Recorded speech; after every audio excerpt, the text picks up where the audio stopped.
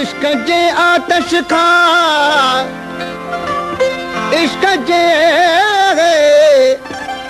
आतश खां जे आऊं कढा आहूं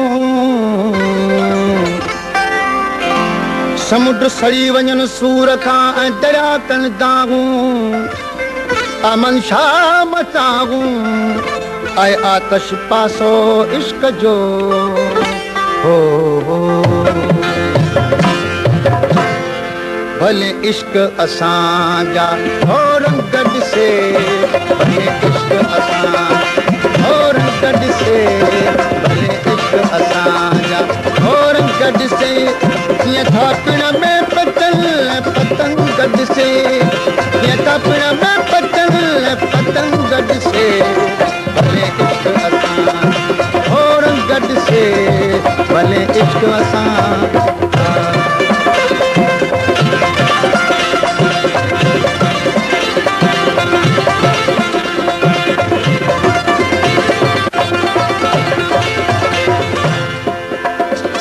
जेका नालो वठंदी नीघ सदो इंसान असाब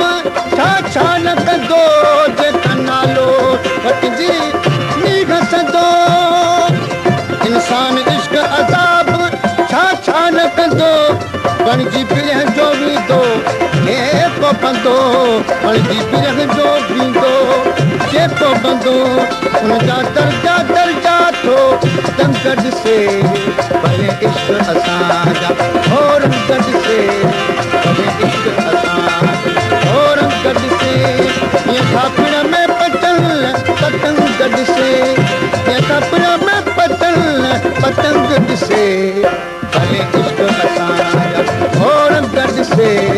भले इश्क असां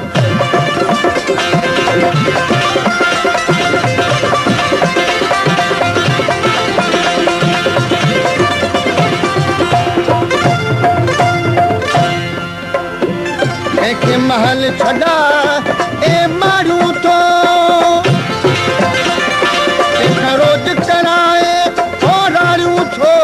के महल छड़ा ए मारू तो रोज कराए हो रारू थो के तबल वजराए तारियूं थो के तबल वजराए तारियूं थो के जवा वजंदा थो टंग ॾिसे हो रंग ॾिसे भले इश्क असांजा हो रंग ॾिसे कीअं थापिण में पतल पतंग ॾिसे कीअं थापिण में पतल पतंग ॾिसे भले इश्क असांजा हो रंग ॾिसे भले इश्क असांजा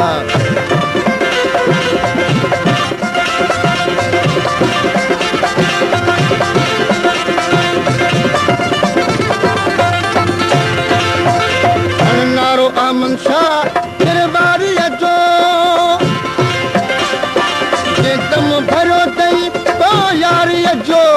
हाणे नारो अमन शाह दरबारीअ जो जे दम भरियो अथई पोइ यारीअ जो हाणे पार बिरग में फारीअ जो हाणे पार बिरग में फारीअ जो वो बि मस्त मंसूर थो मलंग ॾिसे वो बि मस्त मंसूर थो मलंग ॾिसे इश्क असां भले इश्क असां इश्क असांजा हो रंग ॾिसे भले इश्क असांजा रंग ॾिसे जीअं थापिण में पतल पतंग ॾिसे जीअं थापिण में पतल पतंग ॾिसे भले इश्क असां हो रंग ॾिसे भले इश्क असां